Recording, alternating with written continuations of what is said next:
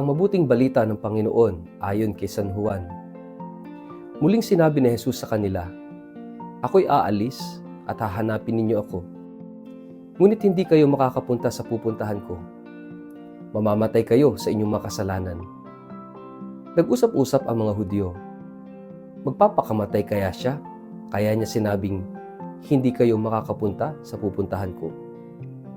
Kaya't sinabi ni Jesus, "Kayo'y mula dito sa ibaba. Ako'y mula sa itaas. Kayo'y taga-sanlibutang ito, ngunit ako'y hindi. Sinabi ko sa inyong mamamatay kayo sa inyong mga kasalanan. Kung hindi kayo maniniwalang ako'y ako nga, mamamatay kayo sa inyong mga kasalanan." "Sino ka nga bang talaga?" tanong nila. Sumagot si Jesus, "Sinabi ko na sa inyo noong simula pa lamang kung sino ako. Marami akong masasabi at maihahatol laban sa inyo. Ngunit totoo at dapat paniwalaan ang nagsugo sa akin. At ang narinig ko sa kanya, ang ipinapahayag ko sa sanlibutan. Hindi nila nauunawaan na ang Ama ang tinutukoy niya." Kaya't sinabi ni Jesus, "Kapag naitaas na ninyo ang Anak ng Tao, malalaman ninyong ako'y ako nga. Wala akong ginagawa batay sa sarili kong kapangyarihan. Ang ipinapasabi lamang ng Ama ang siya kong sinasabi. At kasama ko ang nagsugo sa akin at hindi niya ako iniiwan, sapagkat lagi kong ginagawa ang kalugod-lugod sa Kanya." Maraming nakarinig nito ang naniwala sa Kanya. Ang mabuting balita ng Panginoon. Word of the day, hear what God has to say. Mapagpalang araw po sa inyong lahat. Kumusta po kayo? Ang ating word of the day ay knowing, pagkilala. Sa buhay ng tao, isa sa pinakamahalagang proseso ay ang pagkilala. Pagkilala sa sarili, pagkilala sa iba, at higit sa lahat, pagkilala sa Diyos. Maraming tao ang nabubuhay ngunit hindi tunay na nakakakilala kung sino sila at kung sino ang Diyos sa kanilang buhay.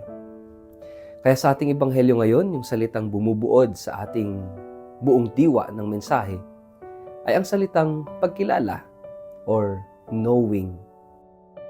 Sinabi ni Jesus, "Ako'y aalis at hahanapin ninyo ako. Ngunit mamamatay kayo sa inyong kasalanan. Kung saan ako pupunta, hindi kayo makapupunta." Isang napakatinding pahayag ito. Isang paanyaya at isa ring babala. Ipinapakita nito na may isang uri ng pagkawala na hindi pisikal kundi espiritual. Ang pagkawala ng pagkakataon na makilala si Kristo. Ang problema ng mga nakikinig kay Jesus ay hindi kakulangan ng kaalaman, kundi kakulangan ng tunay na pagkilala. Naririnig nila si Jesus, nakikita nila si Jesus, ngunit hindi nila naunawaan si Jesus. Ito isang realidad sa ating panahon. Maraming tao ang quote-unquote kilala si Jesus. Alam ang kanyang pangalan, alam ang kanyang aral, dumadalo sa simbahan, ngunit ang tanong ay, kilala ba talaga natin siya sa puso? May malaking pagkakaiba ang alam at kilala. Maaring alam mo ang tungkol sa isang tao, ngunit hindi mo siya tunay na kilala. Ang tunay na pagkilala ay may kinalaman sa relasyon, karanasan at tiwala. Sinabi ni Jesus, "Kayo ay mula sa ibaba, ako'y mula sa itaas. Kayo ay sa mundong ito, ako'y hindi sa mundong ito." Ipinapakita niya ang kaibahan ng pananaw ng tao at ng Diyos. Ang tao ay kadalasan nakatingin lamang sa panglabas, sa pansamantala, sa makamundo. Ngunit si Jesus ay nagmumula sa mas malalim na realidad, ang katotohanan ng Diyos. Kaya kung ang ating pananaw ay nananatiling makamundo, mahihirapan tayong makilala si Kristo. Ito ang dahilan kung bakit sinabi niya, kung hindi kayo maniniwala na ako nga ang ako nga, mamamatay kayo sa inyong mga kasalanan. Mga kapatid, yung ako nga ay isang banal na pahayag. Isang pagtukoy sa pangalan ng Diyos. Ipinapakita ni Jesus na siya ang presensya ng Diyos sa gitna ng tao. Ngunit ang pagkilala na ito ay nangangailangan ng pananampalataya. Hindi sapat ang lohika lamang. Hindi sapat ang panglabas na obserbasyon lamang. Kailangan ang bukas na puso. Kaya sa ating ebanghelyo, tinatanong nila si Jesus, sino ka ba? Sino ka ba talaga?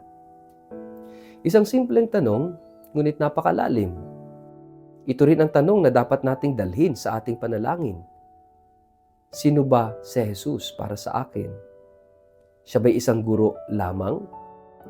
Isang inspirasyon? O siya ba ang Panginoon ng aking buhay? Sinabi ni Jesus na darating ang sandali na itataas siya. Isang pagtukoy sa kanyang pagkakapako sa krus. At doon nila makikilala kung sino siya. Ito'y isang napakalalim na misteryo.